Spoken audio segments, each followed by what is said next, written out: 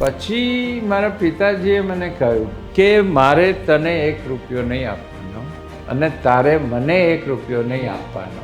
તારે જેટલું ભણવું હોય એટલું ભણ અને જે ભણવું હોય એ ભણ. પત્રકારત્વના મુખ્ય પ્રવાહમાં મારી કારકિર્દીનો આરંભ એ પત્રકાર આલમમાં પણ તમારું નામ આદરથી લેવાય છે કે ભાઈ વિકેશભાઈનું પ્રદાન એટલે એ ખરેખર ઉત્તમ પ્રદાન. એકવાર કે તું ગુજરાત સમાચારમાં આવી જાય એટલે હું શ્રેયાંશભાઈને મળવા ગયો અને ત્યારે શ્રેયાંશભાઈ કે કાલથી આવી જાઉં. પણ મેં કીધું એમ નહીં, મેં કીધું હું 15 દિવસ આવું, તમે મારો ટેસ્ટ લો, જે વિભાગમાં કામ કરાવો એ કરાવો, 16મે દિવસે તમારે મને એપોઇન્ટમેન્ટ લેટર આપવાનો અથવા ના પાડી ગયા. સવારે હું ઓફિસે ગયો ત્યારે પણ મને ખબર નહોતી કે આજે હું છોડીને પાછો આવીશ, પણ છોડી દીધું. છાપાની દુનિયામાં કે મેગેઝિનની દુનિયામાં રમેશ, એક એવું કહેવાય છે કે જે છાપું કે મેગેઝિન સ્ટોલ ઉપર કેટલું વેચાય છે એનું મહત્ત્વ નથી, લાઈન ઉપર કેટલું જાય છે. પછી ગુજરાતી સાહિત્ય પરિષદમાં ડેપ્યુટી લાઇબ્રેરિયન, પ્રકાશન અધિકારી અને જનસંપર્ક અધિકારી એવી ત્રિવિધ ભૂમિકામાં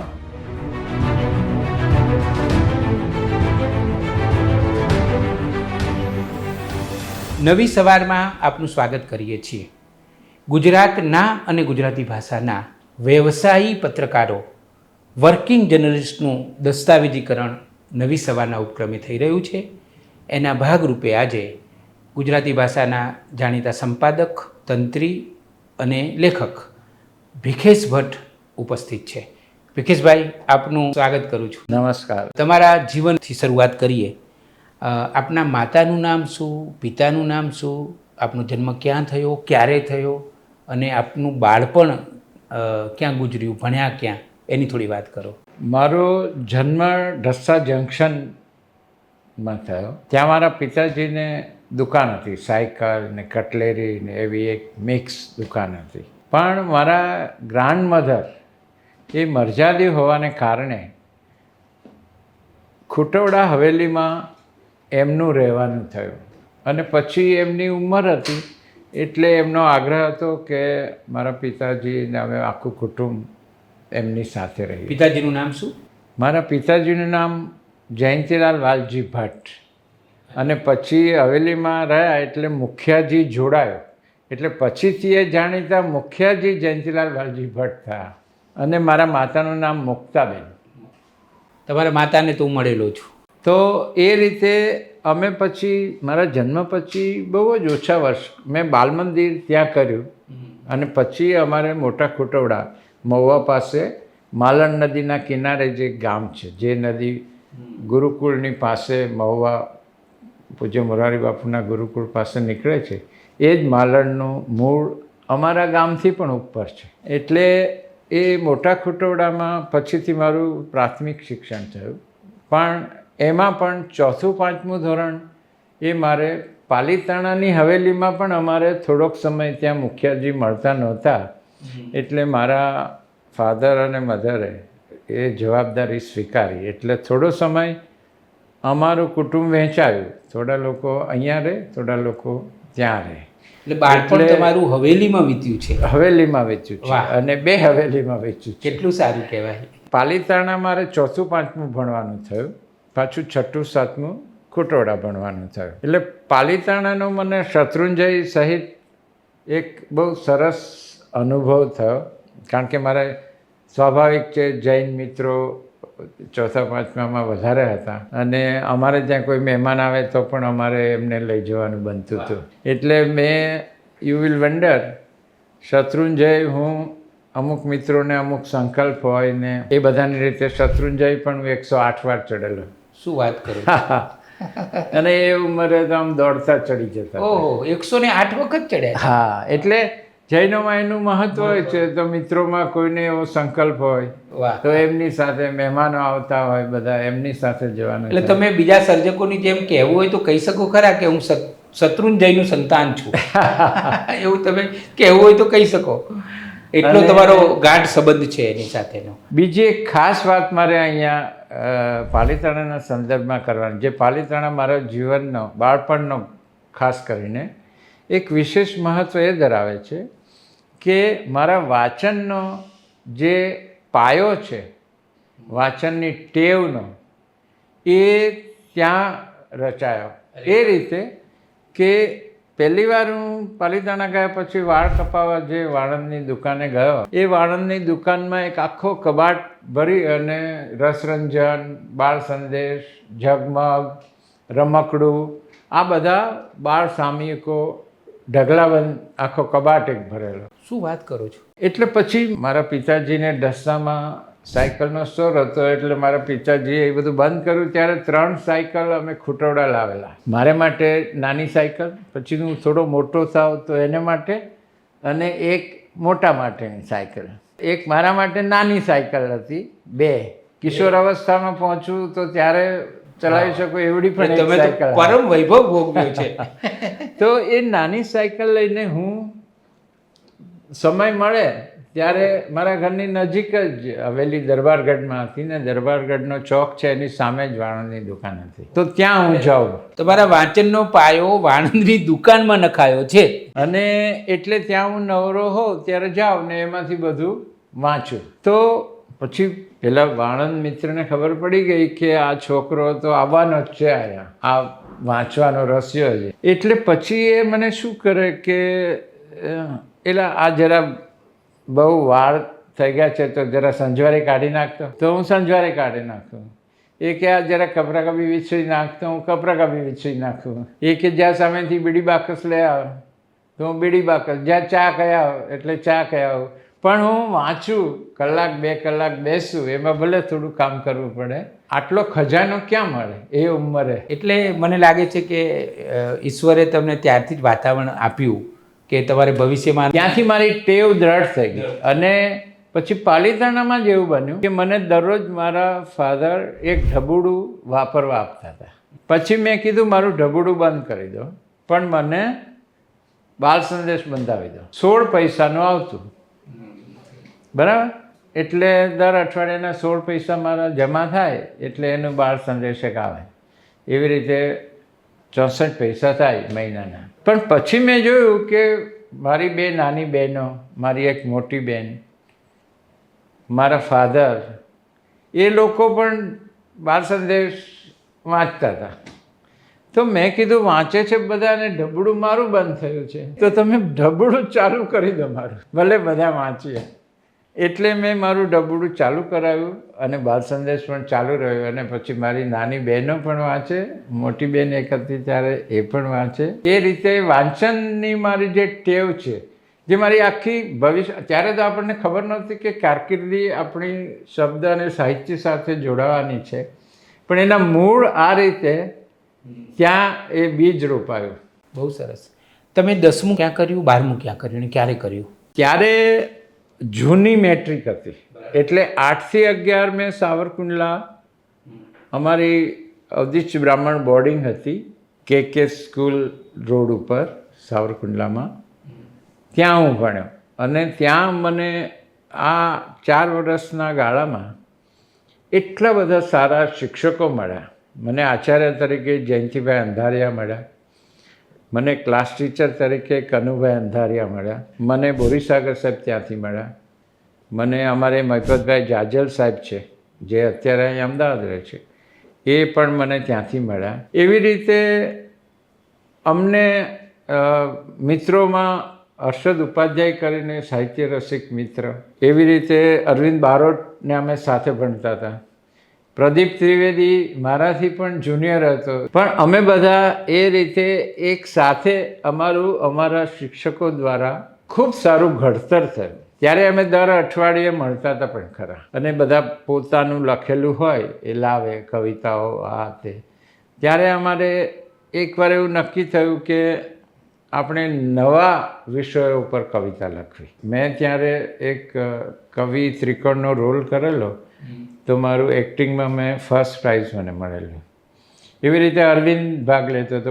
અમે બધા બોરીસાગર સાહેબને, અંધારિયા સાહેબને બધાનું એટલું પ્રોત્સાહન હતું કે અમે નાટ્ય પ્રવૃત્તિ, તમામ સાંસ્કૃતિક પ્રવૃત્તિઓમાં અમે લોકો ખૂબ પ્રવૃત્ત હતા. એટલે હું અત્યારે ભલે સંપાદક અને તંત્રી ભીખેશ ભટ્ટ જોડે વાત કરી રહ્યો છું, પણ એ જમાનામાં એક કવિ પણ હતા, એ અભિનેતા પણ હતા અને લેખક પણ હતા. ત્યારે મેં ને અરવિંદે મળીને અમારું 11મું ધોરણ એટલે મેટ્રિકનું વર્ષ, તો ત્યારે અમે અમારી સ્કૂલમાં અંકુર નામે એક વાર્ષિક અંક સંપાદિત કરેલો, જે એ સ્કૂલમાં અગાઉ પણ ક્યારેય કોઈ નહોતો અને આજ સુધી કોઈ નથી કરે. તો એ એક સ્કૂલ કક્ષાએ સામાન્ય રીતે થતું એક મોટું કામ હતું. ઘણી સારી સ્કૂલો કરતી જ હોય છે, પણ સાવરકુંડલામાં એ વખતે એ નવી વાત હતી અને મોટી વાત હતી. એટલે ત્યારે તો શું હતું, 11 ધોરણ 11 મેટ્રિક 11 મેટ્રિક. પછી કોલેજમાં પહેલા 2 વર્ષ મેં રાજકોટ કર્યા અને બીજા 2 વર્ષ મેં ભાવનગર.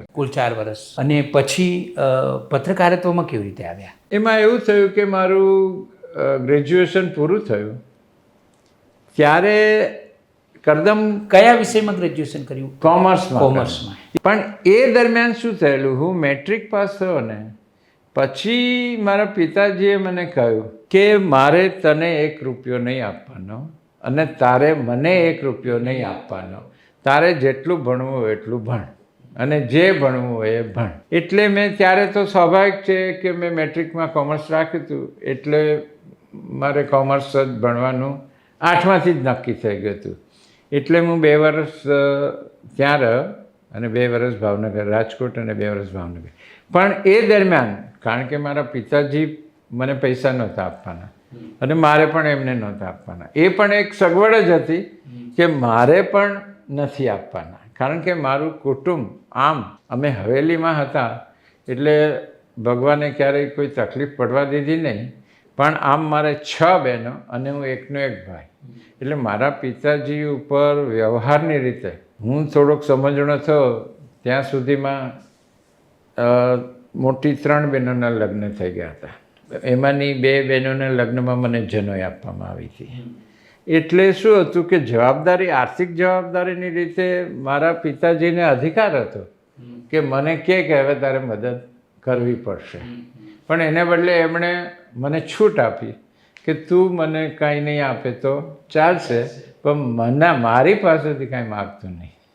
અને મેં એ રીતે સવારે કોલેજ કરી 4 વર્ષ અને બપોર પછી નોકરી કરી. એટલે એ જ્યારે હું રાજકોટ પીડી માલવિયા કોલેજમાં મેં 2 વર્ષ કર્યા કોમર્સના, તો એ દરમિયાન શું થયું કે મારો સાવરકુંડલા બોર્ડિંગનો એક ભાઈબંધ હર્ષદ જોશી, એ અકસ્માત કેવી રીતે અમે મળી ગયા. પછી વચ્ચે તો 2 વર્ષ અમે મળવાનું થયું નહોતું, હું જુનિયર હતો એટલે એ એગ્રી ભણવા ગયો. પણ થયું એવું કે હું કોલેજ જતો હતો અને વચ્ચે ગુરુકુળનું એક ફાટક આવે છે ગોંડલ રોડ ઉપર, ત્યાં મેં સાયકલ ઊભી રાખી. ત્યાં જ બાજુમાં આવીને હર્ષદ જોશી મારો ફ્રેન્ડ, હું એને હસું કહું છું, એ આવીને ઊભો રહ્યો. અરે ભીખલા તું? અરે મેં કીધું તું? તો કે મેં પીડીએમમાં એડમિશન લીધું છે. મેં કીધું મેં પણ પીડીએમમાં એડમિશન લીધું છે. અને અમે તે દિવસ ફરી મળ્યા. બોર્ડિંગમાં તો અમે 2-3 વર્ષ સાથે રહેલા જ, ત્યાં ફરી મળ્યા.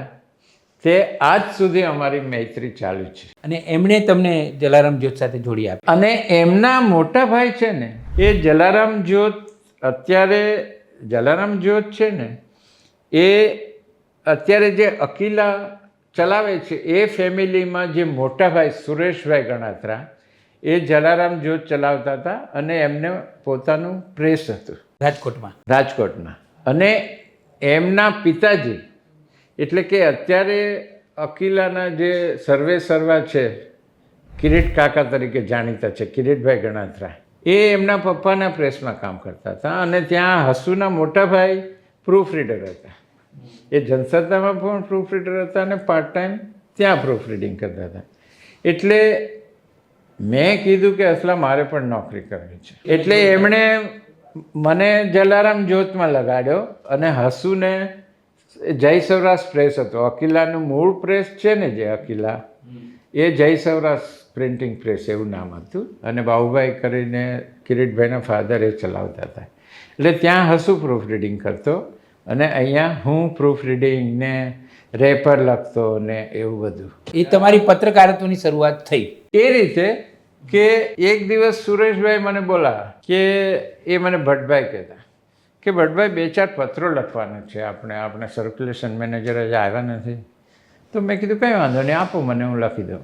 એટલે એમણે મને 4-5 પત્રો આપ્યા કે આમાં આમ લખજો ને આમાં આમ લખજો ને એવી રીતે. તો એને પછી થયું કે આ તો ભટ્ટભાઈ તમારી તો ભાષા પણ સરસ છે ને અક્ષરો પણ સરસ છે, તો રેપર તો આપણે કોઈની પણ પાસે લખાવીશું, તમે હવે એડિટરને મદદ કરો. અને એ રીતે મારું સંપાદનનું પ્રોફેશનલ કહેવાય એવી એક કેરિયરનો નાનકડો આરંભ થયો. પછી આમ તો શું થયું, મારું બીકોમ ભણવાનું પૂરું થયું ત્યાં સુધી આ પાર્ટ ટાઈમ નોકરીના ભાગરૂપે, પણ એવી જ રીતે ભાવનગરમાં મેં જે 2 વર્ષ કર્યા. અહીંયા કેટલું કર્યું કામ જલારામ જ્યોત? જલારામ જ્યોતમાં ત્યાં મેં 2 વર્ષ હું ભણ્યો, એમાંથી 1-1.5 વર્ષ કર્યો હશે. પણ પછી ભાવનગર પાછો હું આવ્યો ત્યારે પણ મારે નોકરી તો કરવાની જ હતી, એટલે મેં લોકમિલાપમાં મહેન્દ્રભાઈ મેઘાણીને પત્ર લખ્યો કે મારે કામ કરવું છે, તો જો પુસ્તકો મારો રસ છે તો મને લોકમિલાપમાં કામ કરવાની તક મળે તો વધારે સારું. એટલે એમનો તરત જ સામું પોસ્ટકાર્ડ આવ્યું કે તમે આજે જ મળવા આવી જાઓ. એટલે હું ગયો. પછી એમણે થોડી વાતો કરી, મને બધું થોડું પ્રાથમિક માહિતી આ તે બધું પૂછ્યું. તો મને કે તમે કાલથી આવવું હોય તો આવી જાઓ. અને હું બીજે દિવસથી ગયો પણ ખરો. અને ત્યારે એમણે પહેલે દિવસે એક સરસ વાત કરી જે આજ સુધી આમ મારા હૃદયમાં કોતરાયેલી છે. એ છે કે જુઓ વિકેશભાઈ, કોઈ પણ માણસ અહીં નોકરી કરે અને તમે કરો એમાં ફેર છે. તમને વાંચનનો રસ છે, પુસ્તકોમાં રસ છે, એટલે તમે અહીંયા કામ કરો છો. તો અહીંયા તો નવા પુસ્તકો આવ્યા જ કરે. તમે પોતે પાર્સલ ખોલતા હો અને બધું પુસ્તકો નવા બધા નીકળે તો તમને સ્વાભાવિક છે કુતૂહલ થાય કે સુરેશ દલાલનો નવો કાવ્ય સંગ્રહ આવ્યો, રમેશ પારેખની ચોપડી આવી, આ આવ્યું, તે આવ્યું. તો સ્વાભાવિક છે કે તમને કુતૂહલ થાય, તમને જોવાની ઈચ્છા થાય, પ્રસ્તાવના વાંચવાની, ટાઇટલ વાંચવાની ઈચ્છા થાય, પાના ફેરવા. તો તમે નિશ્ચિંત રહેજો, વાંચવું એ પણ લોકમિલાપમાં એક કામ છે. ત્યાં કેટલા વર્ષ કામ કર્યું એમની સાથે? ત્યાંય મેં લગભગ 1.5 વર્ષ કર્યું, શામ 2 વર્ષ જેવું.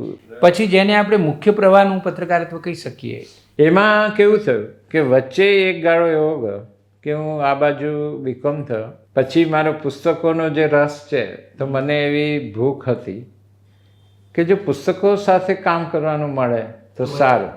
પણ ત્યારે મને ખબર નહોતી કે લાઇબ્રેરિયનશીપ એ પણ એક કેરિયર છે.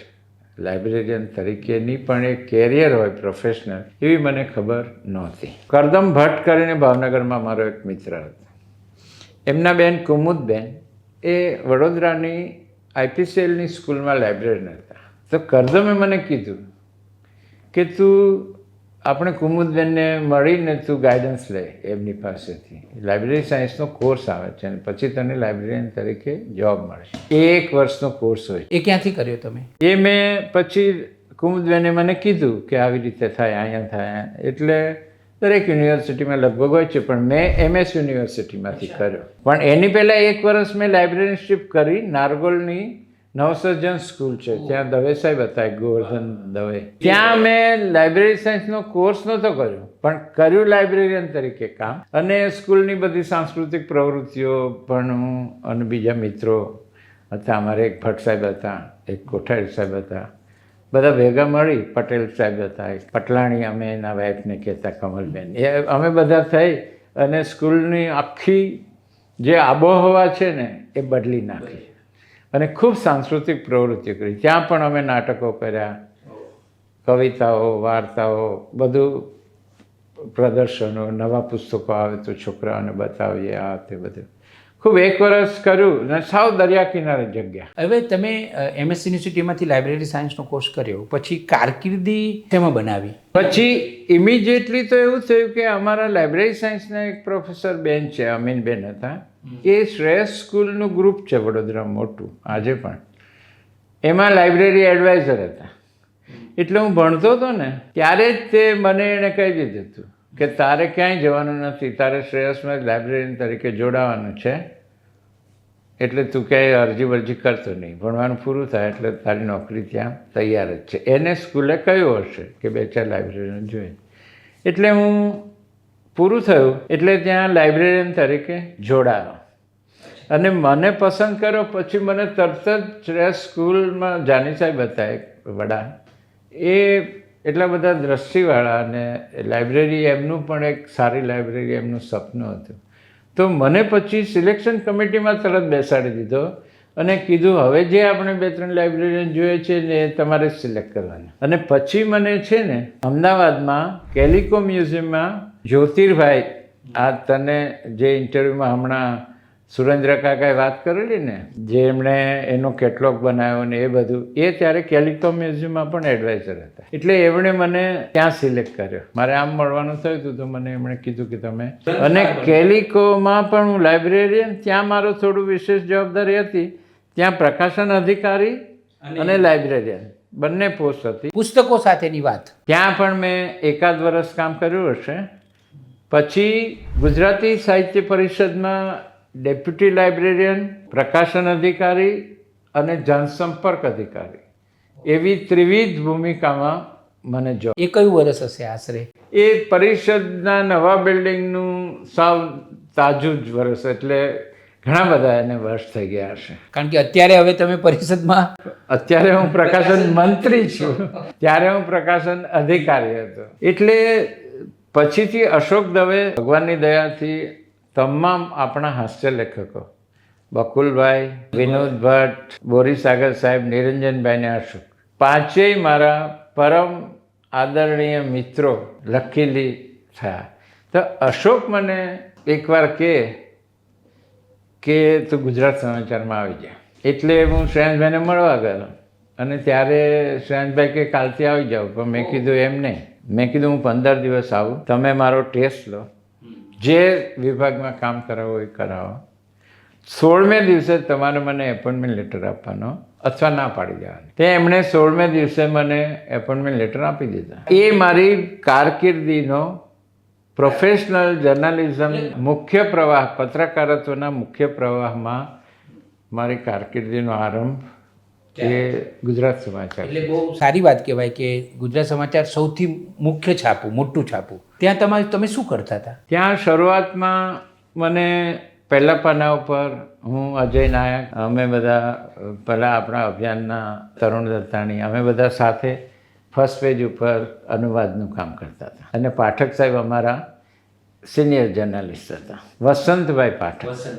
અજય નાયકના પણ એ જર્નલિઝમના શરૂઆતના ગુરુઓ મને એક, મારા માટે પણ મને ન્યૂઝ એડિટિંગ એમણે શીખવાડ્યું પાઠક. કેટલા વર્ષ ગુજરાત સમાચારમાં કામ કર્યું? ત્યાં પણ મેં અહીંયા 3-1 વર્ષ કર્યું હશે. પછી મને મુંબઈ એડિશન માટે મુંબઈ મોકલવામાં આવ્યો. ત્યાં જો કે ત્યારે તો કંઈ ખબર નહોતી કે કઈ જવાબદારી હશે, શું હશે. અમે અહીંથી 10-15 જણા બધા, આખી ટીમ, એમાં અશોક પણ હતો, પાઠક સાહેબ પણ હતા, બીજા પણ મિત્રો હતા. અમે બધા મુંબઈ ગયા, અહીંથી એક આખી 15-20 જણાની ટીમ. અને શરૂઆતમાં બધી ત્યાંની એડિશન લોન્ચ થવાની હતી, એની તૈયારી ચાલતી હતી. પણ એ તૈયારી દરમિયાન જ બહુ બધા લોકો પાછા આવી ગયા. હું રહી ગયો, પાઠક સાહેબ એમ તો થોડો સમય હતા. પછી એવું થયું કે મોટાભાગના લોકો પાછા આવી ગયા. પછી જે સ્ટાફ હતો એ ત્યાંના લોકોનો જ હતો. એમાં સુધીર માકડ હતા, એમાં હરિ દેસાઈ હતા, એમાં વર્ષા પાઠક હતા, એમાં અત્યારે ચિત્રલેખાના એડિટર છે એ હિરેન મહેતા હતા. આ બહુ બધા લોકો ત્યાં હતા. પણ શરૂ થાય એ પહેલાં સુધીરભાઈ છોડી દીધું, હરિ દેસાઈએ છોડી દીધું. ધીરે ધીરે ત્યાંના લોકો છે એ લોકો શરૂઆતના ગાળામાં રહ્યા. હું પણ 1 વર્ષ રહ્યો, પણ ત્યારે હું ઇન્ચાર્જ, ત્યાંનો એ એડિશન લોન્ચ કરવાનું જે એમાં મહત્ત્વનું પ્રદાન મારું રહ્યું. એટલે તમે ભલે પરિપાટી એવી છે કે એ લોકો હોદ્દો ન આપે, પણ આપણે પ્રેક્ટિકલી કહી શકીએ કે તમે, હા, એ તો આ બધા છાપાઓની ટ્રેડિશન ત્યારે તો પણ તમે એના તંત્રી હતા એમ કહી શકીએ તમે. ચોક્કસ, કારણ કે બધી જવાબદારી તો એ જ હતી. લોન્ચ થયું ત્યારે તો હું જ જવાબદાર માણસ હતો. અને પછી તમે, મને લાગે છે કે પાછા આવ્યા અમદાવાદ કદાચ? ના, પછી શું થયું કે સૌરભ મિત્ર, સૌરભ ચિત્રલેખા સાથે ક્લોઝલી જોડાયેલો અને મને બાળ સાહિત્યમાં વધારે રસ. બાળ સાહિત્યમાં મારે કશું કરવું હતું એટલે મેં સૌરભને કહ્યું કે તું હરકિશનભાઈને પૂછી જો કે બાળ સાહિત્યનું મેગેઝિન કરવું હોય બાળકો માટેનું તો મને ચિત્રલેખા જો પ્રકાશક બને તો હું તંત્રી તરીકે કામ કરવા તૈયાર છું ને મારી એવી ઈચ્છા છે. એટલે હરકિશનભાઈ સૌરભ સાથે જ કેવડાયું કે અમારે બાળકોનું મેગેઝિન કરવું નથી, પણ ભીખેશ અમારી સાથે જોડાય તો અમે રાજી છીએ. ભીખેશ આવે, વેલકમ. એટલે દરમિયાનમાં અહીંયા મારું એકાદ વર્ષ પૂરું થયું હતું એટલે હું ચિત્રલેખામાં જોડાયો, કારણ કે મેગેઝિન જર્નાલિઝમ મારો મુખ્ય પ્રિય વિષય હતો. એટલે એ મને એક તક હતી એટલે હું જોડાયો અને ત્યાં હું 5-એક મહિના રહ્યો હોઈશ અને કાંતિભટ્ટ શીલાભટ્ટ છૂટા થયા અને એ લોકોએ અભિયાનની શરૂઆત થોડી તૈયારી કરીને પછી એકદમ રેડી. અભિયાનના પહેલા સંપાદક તમે? હા, એટલે એ લોકોએ મને શરૂ થવાનું હતું એ પહેલાં કહ્યું કે ભીખેશભાઈ હવે તમારી ભૂમિકા છે ને એ સિવાયનો બધો સ્ટાફ આવી ગયો છે, તમે સંપાદક બનો અને ધરીરૂપ ભૂમિકા ભજવો અને અમારી સાથે જોડાઓ, આવો, તમને અમે ક્રેડિટ આપીશું, યોગ્ય પગાર આપીશું, છાપા મેગેઝિનના બિલ, ફર્સ્ટ ક્લાસનો રેલવેનો પાસ, આ બધું મુંબઈ માટે મહત્ત્વનું હતું. અને હું પછી એ વધારે મોટી તક હતી એટલે પછી અભિયાનના પહેલાં સંપાદક તરીકે હું જોઉં. ક્યાં વાત છે. અને કાંતિ ભટ્ટ, શીલા ભટ્ટ, વિકેશ ભટ્ટ આ બધાએ મળીને જે પાયો નાખ્યો અભિયાનનો, જબરજસ્ત. ત્યારે અમે એક વસ્તુ નક્કી કરી હતી.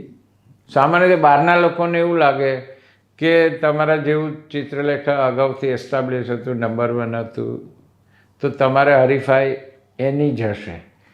પણ અમે બધાએ એવું નક્કી કર્યું હતું કે આપણે ચિત્રલેખાની હરીફાઈ નથી કરવાની, આપણે આપણી જ હરીફાઈ કરવાની છે.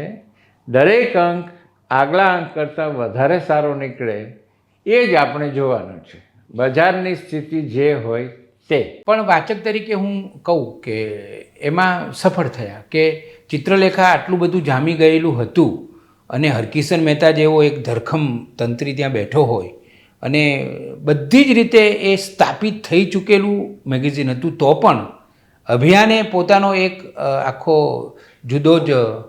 એનું એક કારણ છે કે પોલિસી લેવલનું અમારું એક ડિસિઝન એવું હતું કે આપણે કાંતિભાઈ જ ઇન્ફોર્મેશન જર્નાલિઝમનો પ્રારંભ કાંતિભાઈએ કર્યો, ચિત્રલેખા દ્વારા કર્યો. એટલે હરકિશનભાઈનું પણ એમાં એક વિઝન પ્રદાન. પણ ત્યારે કાંતિ ભટ્ટનો જે એક વિસ્ફોટ ગણાય એ માહિતીનો, એમની મોટાભાગની સ્ટોરી ઇન્ફોર્મેટિવ રહેતી હતી. અમે અભિયાનમાં અવિનાશભાઈ, કાંતિભાઈ, શીલાબેન બધાએ જે નક્કી કર્યું એ હ્યુમન ઇન્ટરેસ્ટને મહત્ત્વ આપવાનું નક્કી કર્યું. અને એટલે શરૂઆતમાં અમે 2-4 એવી સ્ટોરી કરી કે જે ખૂબ પ્રતિષ્ઠા પામી, ખૂબ પ્રશંસા પામી. અમે એક સ્ટોરી કરી હતી ટપાલીઓની સરનામા વિનાની જિંદગી. એવી રીતે ઘણી બધી સ્ટોરીઓ અમે કોમન મેન ઉપર અને હ્યુમન ઇન્ટરેસ્ટને ધ્યાનમાં રાખીને કરી. ઇવન ઓન ધ સ્પોટ રિપોર્ટિંગમાં શીલાબેન અને કાંતિભાઈ માસ્ટર હતા. એ વખતે ગુજરાતમાંથી પણ મને લાગે છે કે ગુજરાતમાંથી કોણ બધું સંભાળતું? અશ્વિની ભટ્ટ પણ હતા? ના, અશ્વિનીભાઈ મેં છોડ્યા પછી જોડાયા. શરૂઆતમાં ગુજરાતનો બ્યુરો હતો નહીં, પણ વિક્રમ વકીલ અમારા સ્પેશિયલ કોરેસ્પોન્ડન્ટ હતા. તો જ્યાં જવું પડે ત્યાં શીલાબેન જતા, વિક્રમભાઈ જતા. એવી રીતે મિત્રો પછીથી આશુ અને એ લોકો જોડાયા તો એ લોકો જતા હતા. એવી રીતે સ્પેશિયલ કોરેસ્પોન્ડન્ટ જે હોય ત્યાં સુધી અહીંયા બ્યુરો ઓફિસ શરૂ નહોતી થઈ, કરવાની હતી પણ થઈ નહોતી. દરમિયાનમાં પહેલા દિવાળી અંક સુધી હું જોડાયેલો રહ્યો. તમે અભિયાનમાં કેટલું કામ કર્યું? એ એકાદ વર્ષ જેવું હશે, વધારે નહીં. પણ પછી અમારે શું છે, દિવાળી અંકના સંપાદન વિશે થોડું કાંતિભાઈ સાથે મારે મતભેદ ઊભા હતા એટલે મેં છોડી દીધું. પછી શું થયું કે મારે તો સાવ અચાનક છોડવાનું થયું. આમ સવારે ઓફિસે ગયો ત્યારે પણ મને ખબર નહોતી કે આજે હું છોડીને પાછો આવીશ, પણ છોડી દીધું. પછી તો એક બ્રેક, જે સામાન્ય રીતે આમે થોડો થાક લાગ્યો હોય આપણને થાય, થશે, હવે કંઈક કરીશું. ત્યાં જ મને મરાઠી એક ગ્રુપ છે, નિખિલ વાગડેનું ષટકાર ગ્રુપ હતું. એ લોકોને ષટકાર એનું ક્રિકેટનું ને સ્પોર્ટ્સનું મેગેઝિન અને ચંદેરી કરીને મરાઠી ફિલ્મ મેગેઝિન, એ બંનેની ગુજરાતી આવૃત્તિઓ શરૂ કરવી હતી. એટલે દે વેર ઇન સર્ચ કે કોઈ ગુજરાતી અનુભવી જર્નલિસ્ટ મળે તો ગુજરાતી એડિશનો કરવી. એટલે મારો એક મરાઠી પત્રકાર મિત્ર, એને આ ખબર કે નિખિલને જોઈએ છે, એણે મને કીધું. એટલે હું મળવા ગયો નિખિલને અને તરત એણે મને કીધું કે સારું તમે જોડાઈ જાઓ અમારી સાથે. એમાં બંનેમાં એક્ઝિક્યુટિવ એડિટર, મરાઠીમાં શું છે, એક સેલિબ્રિટી એડિટરની ફેશન છે.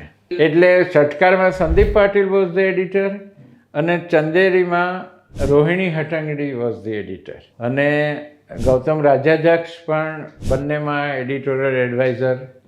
અને અમે લોકો ગુજરાતી બંને એડિશનમાં એક્ઝિક્યુટિવ એડિટર હું હતો અને મરાઠીમાં નિખિલ વાગડેના વાઇફ હતા.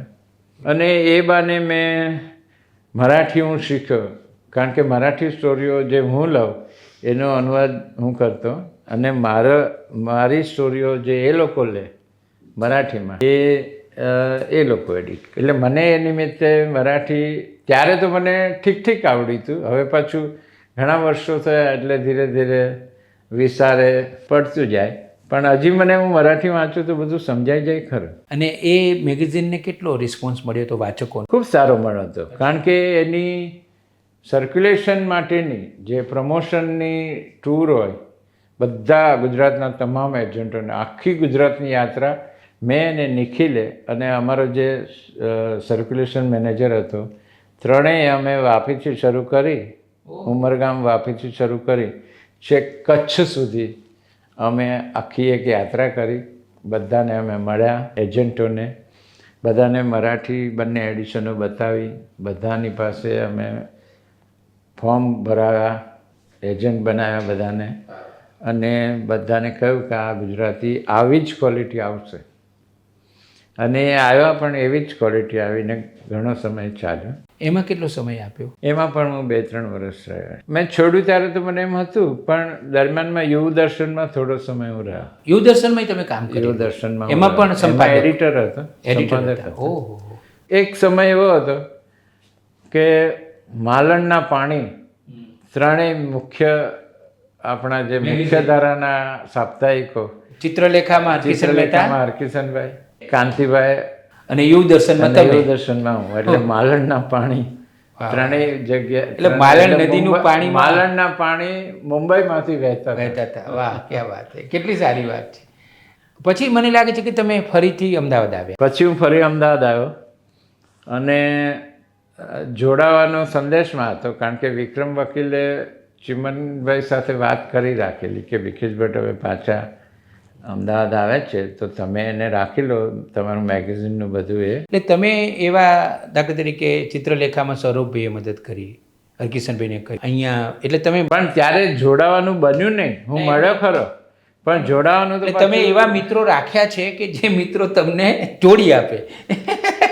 પણ એવા મિત્રો મળ્યા છે મને. મારું મોટું સદભાગ્ય હોય તો એ મારા પ્રતિભાશાળી અને ખૂબ મોટા દિલવાળા એવા મિત્રો છે. હવે મારે વાત કરવી છે તમારી જે દ્રષ્ટિ છે, તમારું વાંચન, તમારું સર્જનાત્મકતા.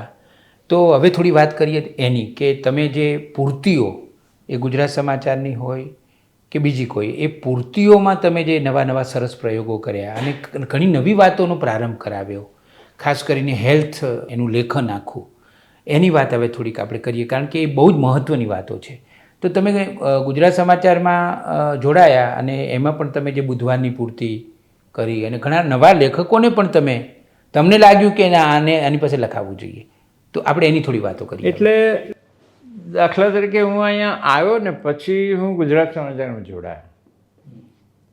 જોડાવાની વાતચીત નિષ્ફળ ગઈ સંદેશમાં.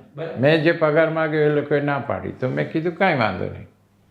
પણ મેં વાતચીતમાં જે ચર્ચા કરીને એનો પણ એ લોકોએ અમલ કરી નાખ્યો. પછી શું કામ તમને રાખે? હવે અમલ કરી નાખ્યો ને એનું પણ એક પરિણામ એવું આવ્યું કે મેં સજેસ્ટ કર્યું હતું કે બુધવારની સપ્લિમેન્ટ તમારી રવિવારની સપ્લિમેન્ટ સારી છે, બરાબર છે. તો તમે બુધવાર અને સોમવારની કોમર્સ સપ્લિમેન્ટ અને બુધવારની મિડવીક સપ્લિમેન્ટ તમે જો આવા થોડા ફેરફાર કરો તો એ સ્ટ્રોંગ થઈ જાય. તો તમારું અઠવાડિયામાં 3 દિવસ છાપા સાથે સારી પૂર્તિઓ આવતી હોય તો પછી એ 3 સ્તંભ ઉપર આખું અઠવાડિયું બરાબર લોકો માટે એક સ્વીકાર્ય એવું છાપવું. છાપાની દુનિયામાં કે મેગેઝિનની દુનિયામાં રમેશ, એક એવું કહેવાય છે કે જે છાપવું કે મેગેઝિન સ્ટોલ ઉપર કેટલું વેચાય છે એનું મહત્વ નથી, લાઈન ઉપર કેટલું જાય છે. એ લાઈન ઉપર એટલે શું કે તમે તમારા છાપાના ફેરિયાને એમ કહો કે ભાઈ કાલથી મને આ છાપવું કે આ મેગેઝિન ઘેર આપજે, એ લાઈન ઉપર ચાલુ ગણે છાપવું. જો લાઈનમાં જે છાપવું વેચાય એ છાપવું એસ્ટાબ્લિશ ગણે. એટલે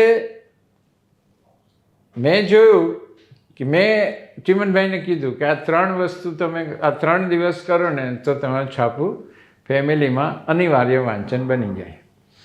પછી અમારે પૈસાની બાબતમાં કંઈ મેળ પડ્યો નહીં. એટલે લાઈન ઉપર જે છાપવું નખાતું થાય, જે મેગેઝિન નખાતું જાય, એ સર્ક્યુલેશન છે ને એ પાક્કું સર્ક્યુલેશન ગણાય, એ નોંધપાત્ર સર્ક્યુલેશન ગણાય. એટલે અમારે આવી ચર્ચા થઈ.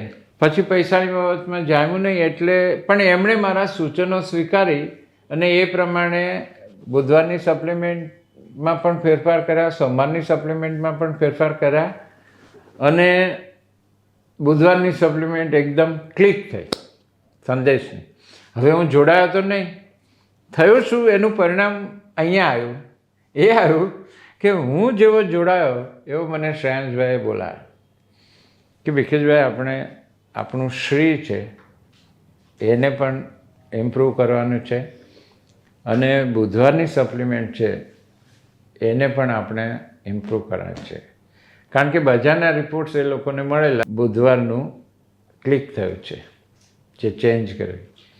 એટલે અહીંયા એ મારા જ એક વિચારનો મારે અહીંયા સામનો કરવાનો હતો અને એનાથી પણ ઉપર જઈ અને વધારે બુધવારની ગુજરાત સમાચારની સપ્લિમેન્ટ છે એને ઇમ્પ્રૂવ કરવાની હતી.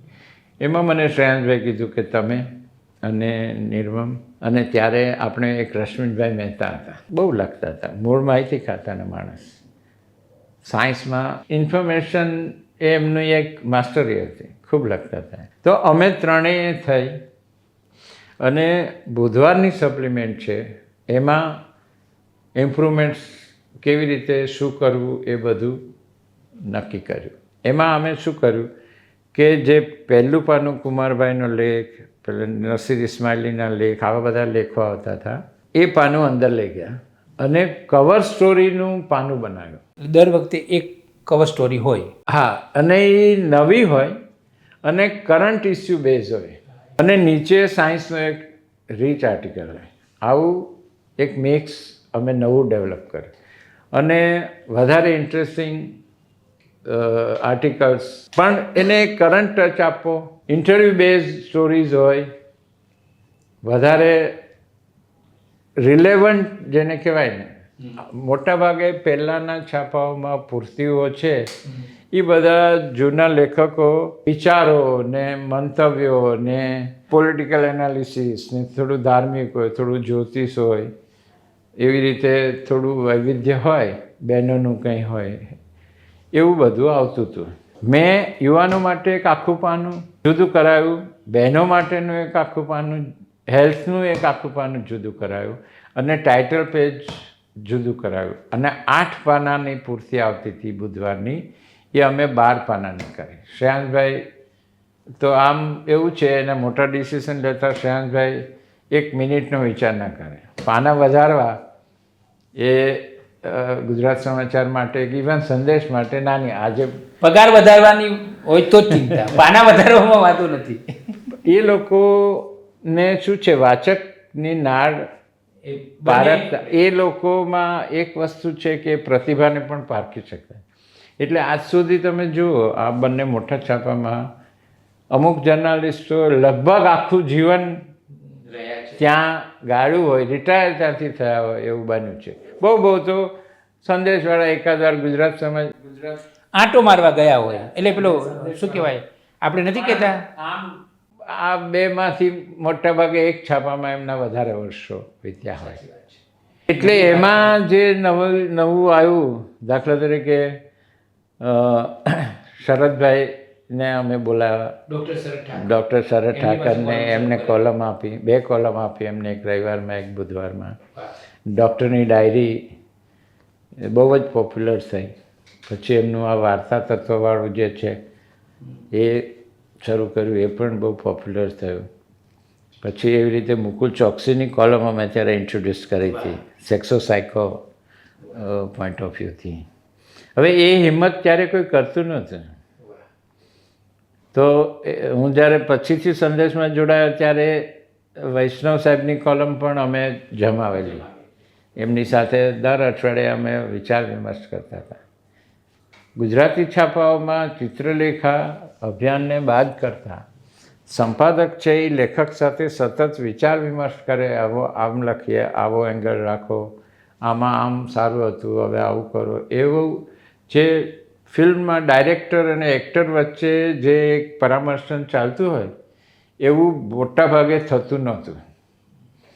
જે મેં સંપાદક તરીકે હું જ્યાં હોઉં ત્યાં અમે હંમેશા કર્યું છે, અને આ તમારું પ્રદાન છે, અને એને કારણે મને હંમેશા વધારે સારું પરિણામ મળ્યું છે. હવે વાત કરીએ તમે જે હેલ્થની, આરોગ્યનો વિષય. હા, એ શું થયું કે ગુજરાત સમાચારની પછી સપ્લિમેન્ટ બુધવારની અમે ડેવલપ કરી, તો એ પણ ખૂબ એ પણ ક્લિક થઈ ગઈ. પછી શ્રી અમે ડેવલપ કર્યું ને, તો શ્રીમાં બહુ ફેરફાર શક્ય નહોતા બનતા, કારણ કે એનું જે મુખ્ય માળખું હતું એ એસ્ટાબ્લિશ હતું. એટલે શ્રુતિભાભીનો આગ્રહ હતો કે એમાં આપણે બહુ ચેન્જ ના કરીએ, મને તમે જાહેર ખબર લખી આપો. હવે જાહેર ખબર લખવાની બાબતમાં પણ ગુજરાત સમાચારમાં મેં પૂર્તિઓની જાહેર ખબર, રવિવારની પૂર્તિઓની જાહેર ખબર, શ્રીની જાહેર ખબર, આ બધી જાહેર ખબરો એવા નવા પ્રકારની લખી, એવા વિઝ્યુઅલ્સ ડેવલપ કર્યા કે બધી જાહેર ખબરો પણ વંચાતી થઈ. અને શ્રીની જાહેર ખબર એટલી બધી ક્લિક થઈ કે શ્રી 2,000, 2,500, 3,000 વેચાતું હતું. એ વિશેષાંકોમાં તો ફરી છાપવી પડે એવી એક સ્થિતિ નિર્માણ છે.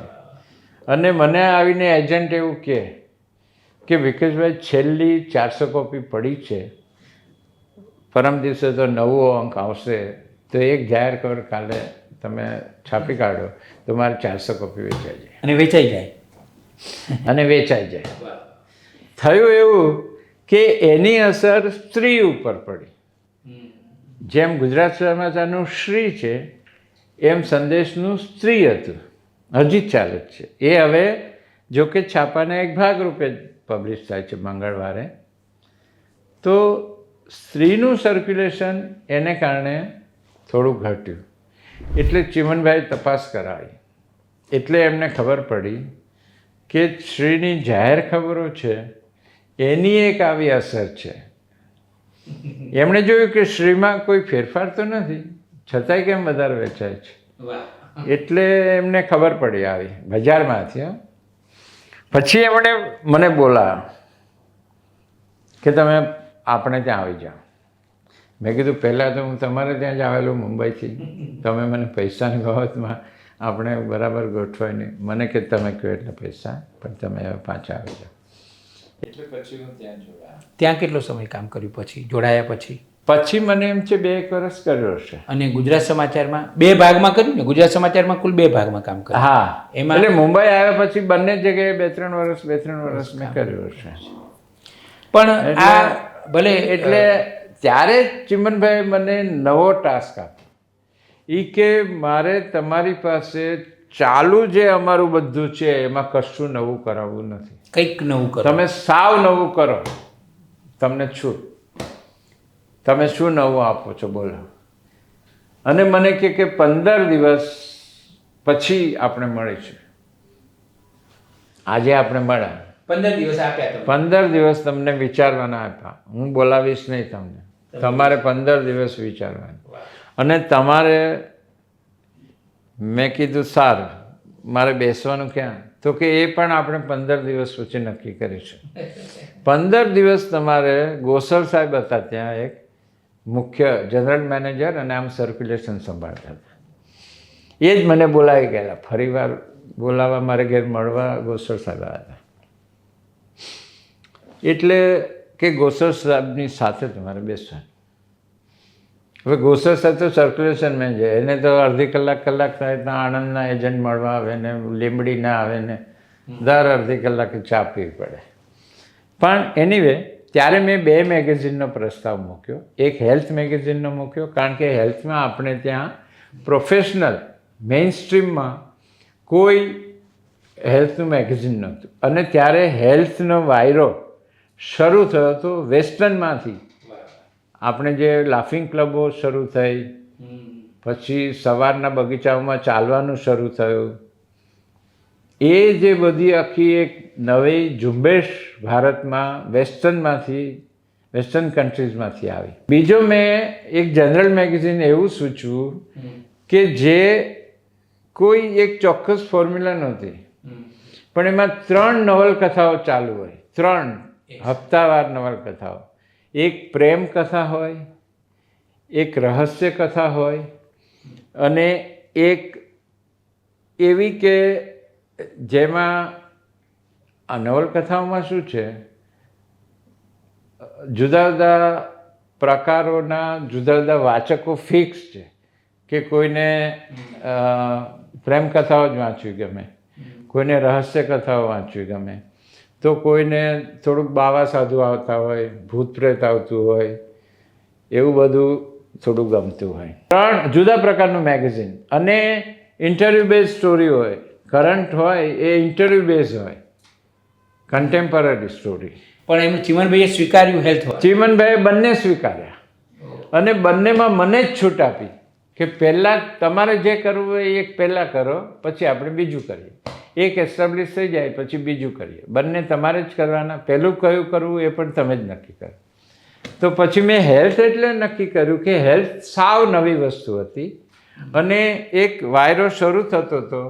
એટલે એના માટે બહુ યોગ્ય સમય હતો કે મેઇન સ્ટ્રીમમાં. અને એ મેં ગુજરાત સમાચારમાં ઇનડિરેક્ટલી હેલ્થનું પાનું કરીને એનો પ્રયોગ કર્યો હતો. ચિત્રલેખામાં પણ મને એનો એવો અનુભવ થયો કે એકવાર મેં આદુ કે હળદર ઉપર એક પીસ કરેલો, આખો અડધા પાનાનો નાનકડો. તો કવર સ્ટોરી કરતાં એના વધારે પત્રો આવેલા. ચિત્રલેખામાં દરેક અંકમાં ત્યારે 300, 350, 400 પત્રો આવતા દર અઠવાડિયે. તો એમાંથી 200-250 પત્રોમાં એનો ઉલ્લેખ હતો. તે હરકિશનભાઈએ ખાસ મને બોલાવ્યા. મને કે વિકેશ, તમારું અડધું પાનું તો જુઓ, આખા ગુજરાતમાં ચગ્યું છે. મેં કીધું કેમ શું થયું? મને કે કવર સ્ટોરીના પત્રો નથી, એટલા આ આદુના પત્રો છે. એટલે મને ત્યારે એક ચમકારો થયો કે હેલ્થ છે એ માણસની પ્રાથમિક જરૂરિયાત છે. અને આજે પણ તમે જુઓ, હેલ્થ ઉપર જેટલું લખાય છે ને વંચાય છે ને, એટલું હજી બીજું કશું વંચાતું નથી. જેટલી યુટ્યુબ સ્ટોરીઓ વંચાય છે, સંભળાય છે, જોવાય છે, એ હેલ્થમાં સૌથી વધારે છે. તારી નવી સવારમાં તું હેલ્થ જેટલું વધારે કરી એટલી હવે એક સવાલ એ પૂછું કે તમે જે જુદા જુદા પ્રયોગો કર્યા, અને એને કારણે જે તે સામયિકોને પણ ફાયદો થયો, અને ખાસ કરીને મને જે મહત્ત્વનું લાગે છે એક વિદ્યાર્થી તરીકે પત્રકારત્વના, કે તમે સત્વશીલ જર્નલિઝમ, સાત્વિક જર્નલિઝમ, કે જે ખરેખર અઘરું હોય છે, કે વાચકને જે ગમે તે આપવું હોય એટલે એમાં એના જે વાચન રસના જે વિષયો હોય છે એ મોટાભાગે લપસણા હોય છે. તો તમે આ બધા જે પ્રયોગો કર્યા અને એમાં એ સત્વશીલતા અને સાત્વિકતાને સાચવીને કેવી રીતે કરી શક્યા?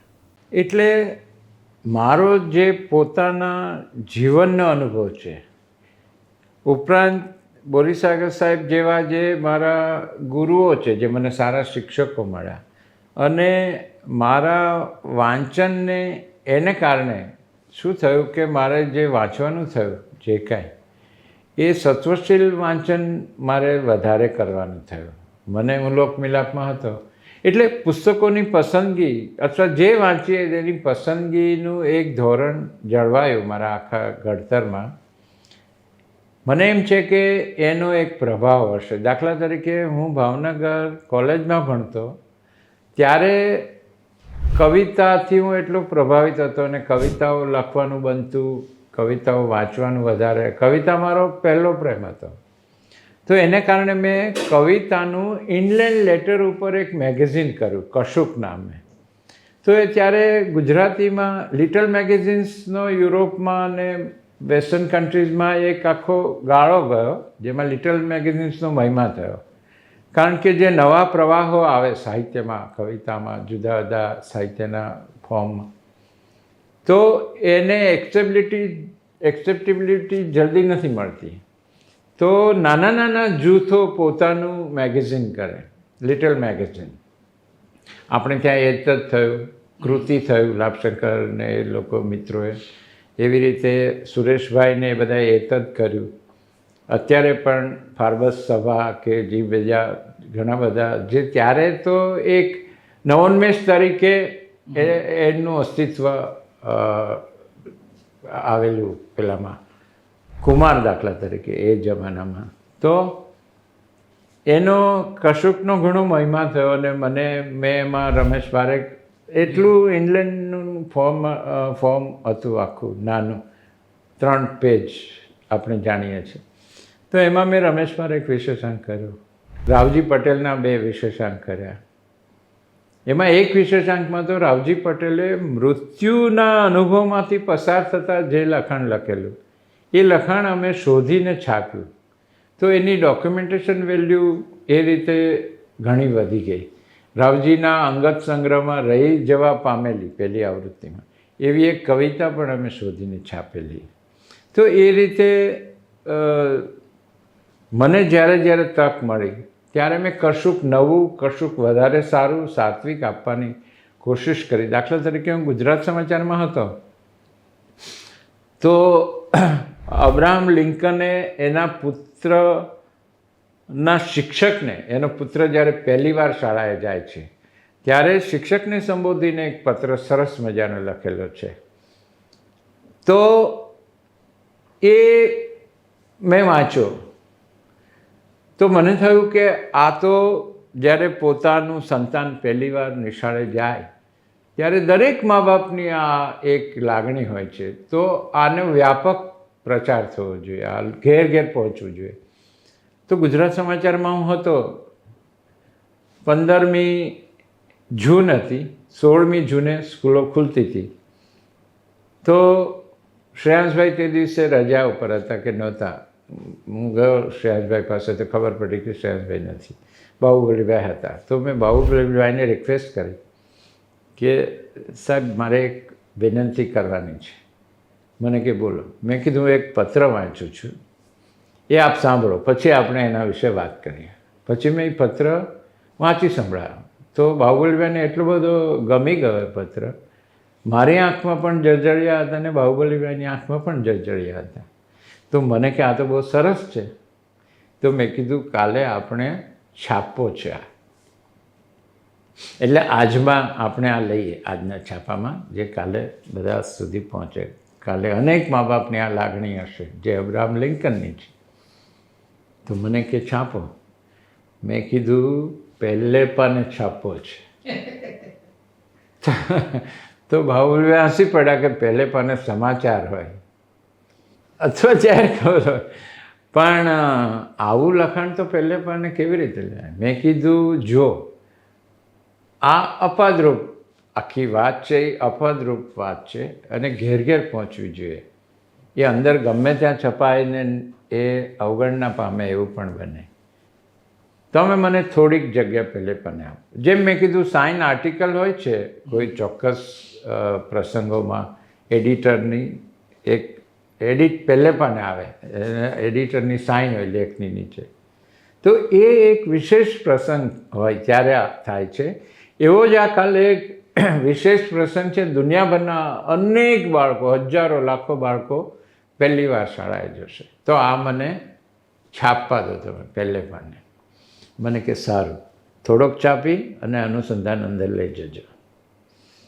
અને એમણે છાપવા દીધો અને અમે છાપ્યો. એટલો બધો એ સરાહના પામ્યો કે બીજે દિવસે શાંતિલાલ શેઠ ઉપર જે આપણે શું કહેવાય, ત્યારે જે બોર્ડ હતું ગુજરાત સમાચારનું, બોર્ડ ઓફ ડાયરેક્ટર્સ, એમાં જે ચીફ હતા આપણે કયા ફેમિલીના, એમના ઉપર ફોન આવ્યો કે ગુજરાત સમાચારમાં મેં ટેકનોલોજીકલ ડેવલપમેન્ટ તો જોયા જ કર્યું છે કે બ્લેક એન્ડ વ્હાઇટ છપાતું હતું, પછી કલર છપાવવા માંડ્યું, પછી ઓફસેટ આવ્યું, પછી ઝડપથી છપાવવા માંડ્યું, એકસાથે અનેક પાના છપાય, બધું ઘણું થયું. પણ મેં એના આત્મામાં ઉત્કર્ષ જોયો હોય, એમાં આપણે એક ડગલું, કન્ટેન્ટમાં આપણે એક ડગલું વિકાસ સાધ્યો હોય એવું મને આજે લાગ્યું. અને મારે આ જેણે મૂક્યું હોય એને મળવું છે. એટલે મને શાંતિલાલ શેઠે કહ્યું કે તું મળવા જા અને તને મોટા શેઠ બોલાવે છે. અમે શાંતિલાલ શેઠને મોટા શેઠ કહેતા હતા, પણ એમને મન પેલા મોટા શેઠ હતા. અને હું મળવા ગયો તો મને, એટલે સંજય લાલભાઈના પિતાજી, તો મને એમણે એમની લાઇબ્રેરી બતાવી, ચા પાણી નાસ્તો, અમે વાતો કરી. મને કે આ તમને જ્યારે પણ કોઈ પણ વાંચન સારું લાગે, કોઈ પુસ્તક સારું લાગે તો તમારે મારા માટે ખરીદી લેવાનું. અને આ જે અબ્રાહમ લિંકનનો પત્ર છે એ શેમાં છપાયેલો એ મારે જોઈએ છે, એ પુસ્તક જોઈએ છે. પછી એનો અનુવાદ યશવંત શુક્લે કરેલો, એટલે મેં યશવંતભાઈને પૂછ્યું. એણે કીધું મેં રીડર ડાયજેસ્ટમાંથી વાંચ્યું છે. પણ એ અનુવાદ નહીં, પુનઃ સર્જન હોય એટલો અદ્ભુત થયેલો. અને નવી સવારમાં અમે એનો સરસ વિડીયો પણ બનાવ્યો છે. હા, એ આખા પત્રનો સરસ વિડીયો પણ બનાવ્યો છે. એ મૈત્રેયના, અમે પછી ડિંગલીગઢના એનું જે પ્રચાર સાહિત્ય હતું એમાં પણ મેં આ પત્ર. તો આ તો ખાલી એક ઉદાહરણ છે. બાકી આવા તો સેંકડો ઉદાહરણો તમારા જીવનમાં. એવી રીતે આ અભિયાનમાં પણ, ચિત્રલેખામાં પણ, કે હું જ્યારે જે છાપા મેગેઝિનમાં હોઉં એમાં મારી હંમેશા કોશિશ રહી છે કે સમાજને પ્રેરણારૂપ બને. એક વિચાર પ્રેરક કોઈ વાત હોય, વિચાર હોય, ઘટના હોય, કોઈ ઇન્ટરવ્યૂ હોય તો એ અચૂક છાપો. હવે આખરે તો આ બધું હું જે જર્નાલિઝમ કરતો હતો, ગુજરાત સમાચાર હોય, સંદેશ હોય, ચિત્રલેખા હોય, અભિયાન હોય કે નેટવર્ક હોય કે જે હોય, યુવદર્શન હોય, પારિજાત હોય, પણ એ પ્રોફેશનલ પત્રકાર હતો, જર્નાલિઝમ હતું. એટલે એક હદથી વધારે એમાં તમારે દર અઠવાડિયે કે ડેઇલી જર્નાલિઝમમાં એક બેલેન્સ છાપવું ડેવલપ કરવું પડે. તો એમાં આવો અવકાશ હંમેશા બહુ વધારે નથી મળતો હતો, પણ 15-20% જે કંઈ મળે એમાં મેં હંમેશા કોશિશ કરી છે કે કશુંક સત્વશીલ વાંચન જરૂર આપવું. કારણ કે તમે માત્ર અખબાર સામયિકો આમ જુઓ તો તમને એમ થાય જીવન જીવવા જેવું જ નથી. તો એમાં જે આશાનું કિરણ ગણાય એવી જે ઘટનાઓ બનતી હોય, એવી જે વાતો બનતી હોય, એવા જે વિચાર હોય, એને પણ આપણે સાથે સાથે મૂકવા જોઈએ, જેથી જગત જીવવા જેવું છે એવું પણ લાગે. અને ખાસ કરીને નવી પેઢી, તો એને પણ એવું લાગવું જોઈએ કે આ જગતમાં સારું વધારે છે. આજે ખરાબ છે એ તો પ્રમાણમાં ઘણું ઓછું છે. એનો મહિમા, કારણ કે દરેક છાપાને, દરેક મેગેઝિનને બજારમાં દર અઠવાડિયે અથવા દરરોજ સવારે વેચાવાનું હોય છે. એટલે એને થોડું મસાલેદાર બનાવવું પડે છે. પણ પત્રકારોની એ લાચારી છે, કારણ કે મોટાભાગના સારા પત્રકારો પણ આખરે નોકરી કરતા હોય છે. એટલે એમણે એમના છાપા મેગેઝિનનો જે હેતુ હોય એને લક્ષ્યમાં રાખીને સંપાદન કરવું પડે. પણ જ્યારે તમને અવકાશ મળે, આજે પણ મારી પત્રકાર મિત્રોને વિનંતી છે કે તમને જ્યારે પણ અવકાશ મળે, જેટલો પણ અવકાશ મળે, તમે પોઝિટિવ જર્નલિઝમ કરો. તમે સમાજને પ્રેરણા મળે, જગત જીવવા જેવું છે એવું પણ લોકોને લાગે, નવી પેઢીના લોકોને ખાસ લાગે એવું જર્નલિઝમ પણ અચૂક કરો. અને તમે સાવ એના માટેના જ માધ્યમો જો વિકસાવી શકતા હો તો એ વધારે સારી વાત છે. તે દાખલા તરીકે પોઝિટિવ સ્ટોરીઝ આટલી બધી કરી, તો એ એક પોઝિટિવ સ્ટોરી મોટા અખબારોએ આ શબ્દ અપનાવ્યો ને એ તો બધું મોડું થયું. ત્યાં એ ઝુંબેશ તો ઘણા વખત પહેલાં શરૂ કરેલી, અને તને એ અનુકૂળતા હતી ને તું એ કરી શક્યો તો એ બહુ મોટી વાત છે ને સારી વાત છે. તો દરેક પત્રકાર મિત્રે જ્યારે પોતાને જેટલી પણ તક મળે એટલું આ કામ કરવું જોઈએ, અને સત્વશીલતાનો સમાજમાં વ્યાપક એવો ફેલાવો થાય, એ વાતાવરણ બને, દરરોજ એક નવી સારી સવાર ઉગે, એ કરવું જોઈએ. વિકેશભાઈ, ગુજરાત સમાચાર, સંદેશ, ચિત્રલેખા, અભિયાન અને એના સિવાય બીજા બધા પણ સામયિકોમાં તમે ઉત્તમ કામ કર્યું છે, અને એની નોંધ પણ લેવાય છે. અને પત્રકાર આલમમાં પણ તમારું નામ આદરથી લેવાય છે કે ભાઈ વિકેશભાઈનું પ્રદાન એટલે એ ખરેખર ઉત્તમ પ્રદાન. હવે એમાંથી ઘણીવાર એવી પણ ચર્ચા થાય કે જો વિકેશભાઈ કોઈ એક જગ્યાએ સાતત્ય સાથે કામ કર્યું હોત તો એ ઘણું વધારે આપી શક્યા હોત. તમારો જવાબ શું છે? મારો જવાબ એ છે, મારી એક મર્યાદા છે. એ છે કે મેં, ઘણાને એ અભિમાન લાગે, કારણ કે પોતાની જાતનું ગૌરવ અને અહમ, અભિમાન જાતનો, એ બે વચ્ચે બહુ પાતળી ભેદરેખા છે. માણસ ક્યારેય ગૌરવમાંથી અહમમાં જતો રહે એ નક્કી નથી હોતું. પણ હું થોડો આ બાબત વધારે પડતો ચીકણો કયો કે વેદ્યો કયો કે લાગણી વેડામાં સરી જડતો માણસ કયો કે લાગણીશીલ કયો કે સંવેદનશીલ કયો, જે કહેવું હોય કયો. આને ગુણ કહેવો હોય તો ગુણ, ને અવગુણ કહેવો હોય તો અવગુણ, તમે મૂલ્યાંકન કરી શકો છો. પણ મારે જ્યારે ગૌરવ સાચવવાનું આવ્યું અને નોકરી સાચવવાની, બેમાંથી એક પસંદ કરવાનું આવ્યું, ત્યારે મેં હંમેશા ગૌરવ જાળવી અને નોકરીને અલવિદા કરી છે. પરિણામે મારે સારી નોકરીઓ પણ જેનું એક સપનું હોય, માણસને ચિત્રલેખામાં કામ કરવું, ગુજરાત સમાચારમાં કામ કરવું, સંદેશમાં કામ કરવું, આ બધું જ્યારે એક ગૌરવ ગણાતું હોય, કેરિયરની રીતે એમાં ઘણી સંભાવનાઓ પણ હોય છે.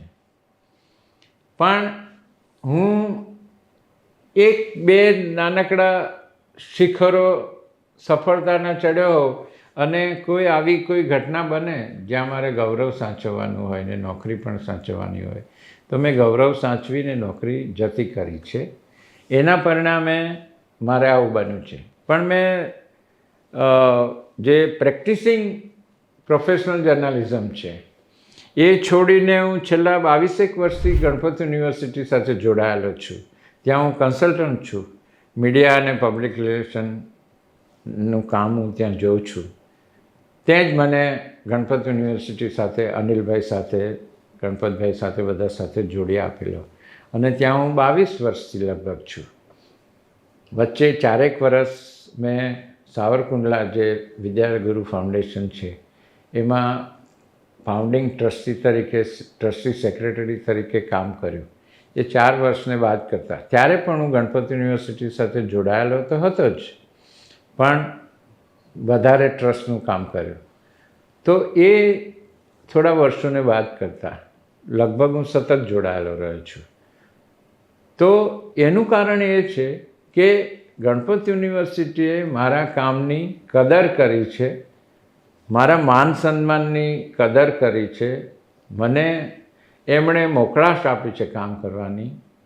ક્યારેય મને કોઈએ આજ સુધી 22 વર્ષ પછી કે આ કેમ આમ કર્યું ને આ કેમ આમ ન કર્યું, એવું ક્યારેય કોઈએ મને કહ્યું નથી. મેં મારી રીતે મારી શ્રેષ્ઠ કક્ષાએ મીડિયા અને પીઆરનું કામ કર્યું, એ લોકોએ સ્વીકાર્યું છે અને એના સારા પરિણામો પણ અમે આજે ભોગવીએ છીએ. તો એ આ જે બાબત છે, આ બંને બાબતના નમૂના છે. મેં છોડ્યું ઘણી જગ્યાએ, તો એનું છે અને ન છોડ્યું એ પણ છે. એ પણ છે. વિકેશભાઈ, તમારી દીર્ઘકાલીન પત્રકારત્વની જે સફર છે એમાં તમારા સ્વભાવ પ્રમાણે આમ સૌમ્ય પત્રકારત્વ થયું, પોઝિટિવ ટાઈપનું, હકારાત્મક, રચનાત્મક, સંવેદનશીલ, કે પછી ક્યારેક એવું પણ બન્યું હોય કે જે પત્રકારત્વ થોડુંક નિડરતાને રજૂ કરતું હોય, એવું પત્રકારત્વ કે જે થોડું ઉગ્ર હોય, જલદ હોય, પણ જરૂરી પણ હોય, એવું બન્યું છે? મારા પત્રકારત્વના અનુભવોમાં મારે ઘણીવાર એવું બન્યું છે કે હું એડિટર તરીકે કામ કરતો હોઉં અને મારે સાહસ કરીને, હિંમત દાખવીને પણ કેટલીક સ્ટોરીઓ જે સમાજ માટે જરૂરી હોય, પત્રકારત્વની રીતે જરૂરી હોય, એવી સ્ટોરીઓ મારે કરવી પડી છે. દાખલા તરીકે મુંબઈ, હું યુવદર્શનમાં એડિટર હતો ત્યારે બધા જુદા જુદા મુંબઈના એરિયાઓમાં જુદા જુદા ગુંડાઓ, માફિયાઓ જેને કહીએ આપણે, એ બધા બહુ સક્રિય હતા અને એવી રીતે વસઈ, વિરાર, નાલાસોપારા, એ જે બોરીવલી પછીનો આખો એરિયા છે, એમાં ભાઈ ઠાકુર નામના એક ગુંડાનું વર્ચસ્વ હતું અને એના વિરુદ્ધ આપણે સંજય વોરા છે એ ત્યારે બહુ નિડરતાથી સમકાલીનમાં અને બધામાં એણે ઘણી સ્ટોરીઓ એવી કરેલી કે જે સામાન્ય પત્રકાર ના કરે, ડરે, પણ સંજયે કરેલી. અને સંજય જ્યારે ફ્રીલાન્સિંગ કરતો હતો ત્યારે હું યુવદર્શનમાં એડિટર હતો ને ભાઈ ઠાકુર ઉપર પણ એક રિપોર્ટ એણે વસઈ, વિરાર, નાલાસોપારાના એરિયામાં એનું કેવું વર્ચસ્વ છે, કેવી રીતે કામ છે, આખી મોડેસ ઓપરેન્ડી એ લોકોની શું હોય છે, આ બધું. અને હું ત્યારે નાલાસોપારા જ રહેતો હતો એટલે, અને મને ભાઈ ઠાકુર તરફથી બોલાવવામાં પણ આવેલો, પણ ત્યારે હું ઘેર નહોતો. અને પછી ત્યાંના એક બિલ્ડર મિત્ર હતા, એટલે ખબર હતી એટલે ઘરે નહોતા? હું તો દરરોજની જેમ નોકરી કરવા ગયો હતો એટલે હું ઘેર નહોતો અને મોડું સામાન્ય રીતે તો પહોંચવાનું થતું હોય. પણ અમારા એક ત્યાં વડીલ મિત્ર હતા, કચ્છી કોન્ટ્રાક્ટર, એમણે મને કીધું તમે ચિંતા નહીં કરો, તમારે જવાની જરૂર નથી, હું બધું સંભાળી લઈશ. અને મારે પછી જવાની કંઈ જરૂર ઊભી નહોતી થઈ, પણ થઈ હોય તો મને કંઈ જવામાં વાંધો પણ નહોતો. એવી રીતે અમદાવાદમાં નેટવર્ક મેગેઝિનનો જ્યારે એડિટર હતો ત્યારે સૌરભ શાહની જે મહારાજ નવલકથા છે, જેના ઉપર હમણાં ફિલ્મ બનીને ખૂબ વિરોધ થયો હતો, એ નવલકથા અમે છાપેલી. ત્યારે ખૂબ બધા વૈષ્ણવોના અને ફોન આવેલા, ધમકીઓ આવેલી, તમે બહાર નીકળો છો કે નહીં, અમે જોઈ લઈએ છીએ. ત્યારે પણ અમે બહુ નિડરતાથી એ બધી પરિસ્થિતિઓનો સામનો કરેલો. મેં તો કીધેલું, જો હું અહીંયા રહું છું, અહીંયાથી આવું જાઉં છું, આ તે, મને કંઈ જે તમારાથી થાય તે કરી લેજો. અને સચ્ચિદાનંદે ખાસ હિંમત આપેલી કે જરાય ડરતા નહીં, આ બરાબર છે. એવી રીતે સૌરભ શાહે લખેલા જ ફતવાઓ પણ અમે નેટવર્કમાં છાપેલા. એવી રીતે ખેરનારનો ઇન્ટરવ્યૂ પણ ગીતા માણેકે કરેલો, જે અમે નેટવર્કમાં છાપેલો. એમાં ખેરનારે કેટલાક વિધાનો એવા કરેલા, આ શિવસેનાના જે ત્યારે તો કિંગ ગણાતા, વાઘ ગણાતા બાળ ઠાકરે, એમના ફેમિલી વિશે કેટલાક આરોપો ખેરનારે કરેલા. એ બધા પણ અમે એ ઇન્ટરવ્યૂ એઝ ઇટ ઇઝ છાપેલો અને એનો પણ બહુ વિવાદ થયેલો. બાળ ઠાકરે નેટવર્કની કોપીઓ મુંબઈમાં બાળેલી અને બહુ ઉગ્ર કહેવાય એવા નિવેદનો પણ કરેલા કે આ પત્રકાર જો અત્યારે મને મુંબઈમાં મળે તો હું એને મારી નાખું, એટલી હદ સુધી. અને ત્યાંના પોલીસ કમિશનર સુધી પણ વાત ગયેલી, એનો અમારા ઉપર ફોન પણ આવેલો. એટલે આવા બધા પ્રસંગો બન્યા છે. અને એમાં તમારે જે પત્રકાર તરીકેની નિડરતા છે, હિંમત છે, એ દાખવીને પણ તમે જે સ્ટોરી કરી હોય એને વળગી રહેવું પડે છે. અને મારા જીવનમાં આ બન્યું છે જ્યારે મેં તંત્રી તરીકે કામ કર્યું છે. એ અભિયાનમાં પણ અમારે એક સ્ટોરીમાં એવું બનેલું. એક લોહાણા કુટુંબની દીકરી હતી અને એનો પતિ નપુંસક હતો. એ બધાને એના ફેમિલીને ખબર હતી, તો પણ એ લોકો એનું લગ્ન કર્યું અને પછી એ દીકરીને ખૂબ ત્રાસ આપવાનું એ લોકોએ શરૂ કર્યું, ભૂલ સ્વીકારવાને બદલે. ને પછી એ લોકોએ ડાયવોર્સ માગ્યા ત્યારે રીતસર એ લોકો એને હેરાન કરવા લાગ્યા. ત્યારે અમે એ દીકરીનો પક્ષ લઈ અને સ્ટોરી કરેલી અને એના કારણે એને ડાયવોર્સ પણ પછી મળી ગયા હતા. ત્યારે પણ મારા ઉપર 10 લાખનો દાવો થયેલો, આબરૂનો દાવો મંડાયેલો મારા ઉપર. એટલે યુવ દર્શનમાં છાપેલી, અભિયાનમાં પણ અમે છાપેલી, યુવ દર્શનમાં પણ એક આવી સ્ટોરી છાપેલી, ત્યારે પણ આ બધું થયેલું. એટલે જ્યારે જરૂર પડે પત્રકારત્વની એક પ્રકારે રક્ષા કરવાની, એ એક ફરજ બજાવવાની અને એના માટે જે નિડરતા, જે હિંમત દાખવવી પડે એ મેં હંમેશા જ્યારે જરૂર પડે ત્યારે દાખવી જ છે. અને એ રીતે મારા પત્રકારી અનુભવોમાં સારા ખરાબ બંને પ્રકારના અનુભવો, વધારે તો સારા જ થયા છે પણ થોડા આવા પણ થયા છે. અને એ એને આપણી પત્રકારત્વની કારકિર્દીના એક ભાગરૂપે સ્વીકારવા જ રહ્યા. વિકેશભાઈ, હવે છેલ્લો સવાલ પરિવારનો પૂછી લઉં, કારણ કે પત્રકારના જીવનમાં પરિવારનું બહુ જ મહત્ત્વ હોય છે. તો પરિવાર, તમારા જીવનસાથી અને તમારા ધર્મપત્ની અને બંને દીકરાઓ અને તમારી પત્રકારત્વની કારકિર્દી, એની થોડી વાત કરો. મારું જ્યારે હું બીકોમ હજી મેં પૂરું નહોતું કર્યું, 3જા વર્ષમાં લગભગ હું હતો, ત્યારે મારી સગાઈ થઈ. અમદાવાદની સરસપુરની એક પોળ, સાવડીવાડ, મોટી સાવડીવાડ, એ મારું સાસરું. અને મારા ફાધર જેમ મુખિયાજી હતા, હવેલીમાં પૂજારી હતા, એમ મારા સસરા ગુણવંતરાય જોશી, એ પોળના નાકે એક અંબાજી માતાનું મંદિર હતું, એના પૂજારી હતા. એટલે અમે બંને માણસો, આમ અમારો ઉછેર છે એ પૂજારી માતા પિતાના સંસ્કારો સાથે એ વાતાવરણમાં અમારો ઉછેર થયો.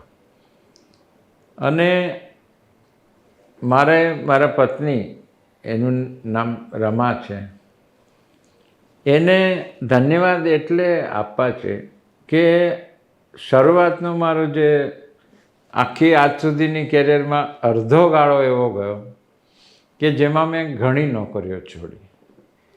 અને એ દરેક વખતે આર્થિક, અને ત્યારે પણ કેવું હતું કે એ બધી નોકરીઓમાં કોઈ ઊંચા પગારો નહોતા. જર્નાલિઝમમાં અત્યારે પગારો મળે છે એ તો ઘણા સારા કહેવાય, એવા પગારો છે. હું જ્યારે જે પ્રોફેશનલ જર્નાલિઝમમાં, જે મેઇનસ્ટ્રીમ જર્નાલિઝમમાં હતો, ત્યારે આટલા પગારો નહોતા. અમારા પગાર હતા ને એના કરતાં 10 ગણા તો અત્યારે ભાડા ભથ્થા લોકોને મળે છે, કન્વેયન્સ મળે છે.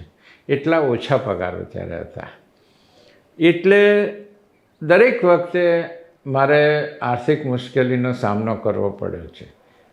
આ જો મારી પત્ની ના હોત ને, રમા મારી પત્ની ના હોત, હું એને પ્રેમથી ચક્કો કહું છું, આ મારી પત્ની ના હોત ને તો એ મારી ગરીબીમાં, મારી આર્થિક મુશ્કેલીઓમાં એણે જે રીતે ઘર ચલાવ્યું, આજે તો ઘણી સ્થિતિઓ એવી છે કે મને એમ થાય કે આવી પરિસ્થિતિમાં એણે કેવી રીતે ઘર ચલાવ્યું હશે.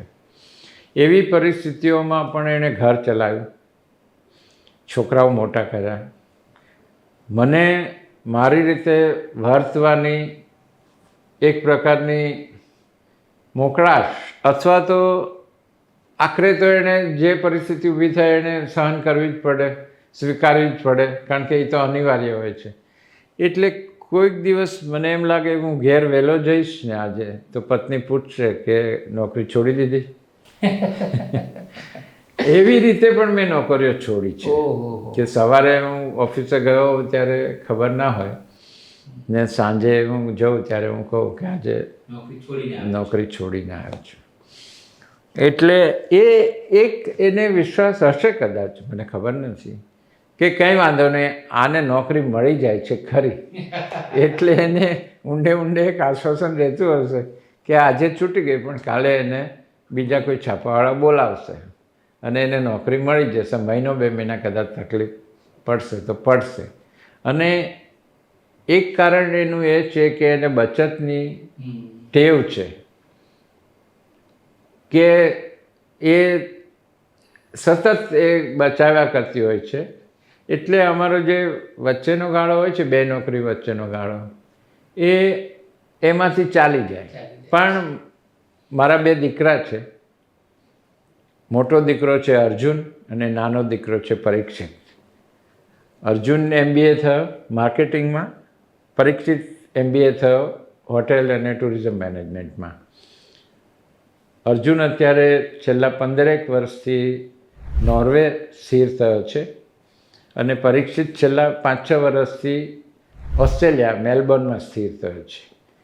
આ બંને બાળકોએ પણ જ્યારે હું મુંબઈ જાઉં, અમે નારગોલ રહ્યા, અમે વડોદરા રહ્યા, અમે અમદાવાદ રહ્યા, તો આ બધી સ્થિતિમાં જે કંઈ સ્થિતિ હતી ત્યારે એ લોકોએ એને સ્વીકારીને એ લોકો પણ એકવાર હું ને પત્ની અમે મુંબઈથી અમદાવાદ પાછા આવ્યા અને હજી સાવ તરતનો ગાળો હતો.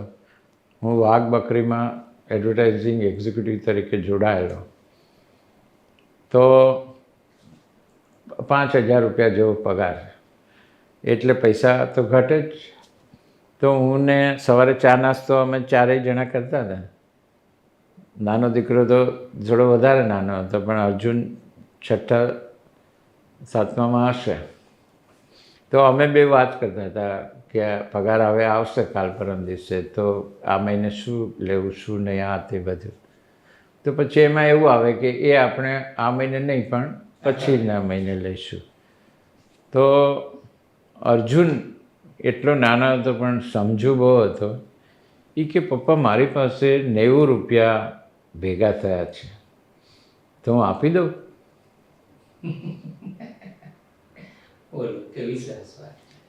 અમને અમારી બંનેની આંખોમાં જળજળી આવી ગયા. અર્જુનને સમજાયું નહીં કે આ પપ્પા મમ્મીને કેમ જળજળી આંખમાં આવી ગયા. એણે તો આમ સહજ જ કે કેનાય એમ. એટલે આ હું વાત એટલે કરું છું કે આવી બાંધછોડ જ્યારે અમારે ઘણી વખત ઘરમાં કરવી પડે. ઘણા અભાવમાં છોકરાઓ મોટા થયા. અર્જુન કોલેજમાં આવ્યો, હું ત્યારે અહીંયા સંપૂર્ણ સમાચાર સેવામાં સાંજના નોકરી કરવા જતો હતો કન્સલ્ટન્ટ તરીકે. 10,000 રૂપિયા પગાર. પછી અર્જુન કોલેજમાં આવ્યો એટલે એને મેં સ્કૂટી લઈ દીધી. તો પછી હપ્તા પૂરા ભરાયા નહીં તો સાંજે હું ઘેર ગયો તો પત્નીએ કહ્યું, અર્જુને પણ કહ્યું કે બેંકવાળા સ્કૂટી જપ્ત કરી ગયા છે. મેં કીધું કંઈ વાંધો નહીં, આપણે પાછું લઈશું. પણ અર્જુને એનો કોઈ ઝઘડો નહીં કર્યો, કોઈ કશું મને એણે પછી કંઈ કોઈ દિવસ કીધું નહીં. પણ એ MBAના બીજા વર્ષમાં હતો, એનું ફાઇનલ યર હતું, પણ એણે એક પાર્ટ ટાઈમ નોકરી લઈ લીધી. તો મેં કીધું બેટા આ તારું ફાઇનલ વર્ષ છે, ટકા ઓછા આવશે તો તને આખી જિંદગી નડશે. તો કે ના પપ્પા વાંધો નહીં આવે. તો મેં કીધું તો એક કામ કર, જાન્યુઆરીમાં તું નોકરી છોડી દેજે. એટલે જાન્યુઆરી, ફેબ્રુઆરી, માર્ચ એ બધા વાંચવાના 2-3 મહિના મળી જાય તો તું યુ કેન કોપ અપ. તો મને કે મારે સ્કૂટર લેવું છે ને પપ્પા, એટલા પૂરતું જ, પછી હું જોબ છોડી દઈશ. અને એણે પછી એ કમાણીમાંથી સેકન્ડ હેન્ડ સ્કૂટર લીધું એનું પોતાનું. પેલું જે ઘટના બની હતી એની સામે એણે એક નવું બેલેન્સ પોતાની રીતે ઊભું કર્યું. એટલે મારા કુટુંબને, પત્નીને અને બાળકોને ભગવાનની કૃપાથી એ લોકોએ એટલી મોટી ફરિયાદો નથી કરી અને કોઈને કોઈ રીતે બેલેન્સ કરીને ઘર ચલાવ્યું છે. આજે તો ભગવાનની કૃપા છે, બંને છોકરાઓ સારું કમાય છે, એમણે પરદેશમાં પોતાના ઘર લીધા છે, પરીક્ષિતે બંગલો ગાડી લીધા છે. મને પણ ગણપત યુનિવર્સિટીમાં સુખ છે, આનંદ છે કામ કરવાનો, પગાર પણ મને કોઈ અસંતોષ નથી. એટલે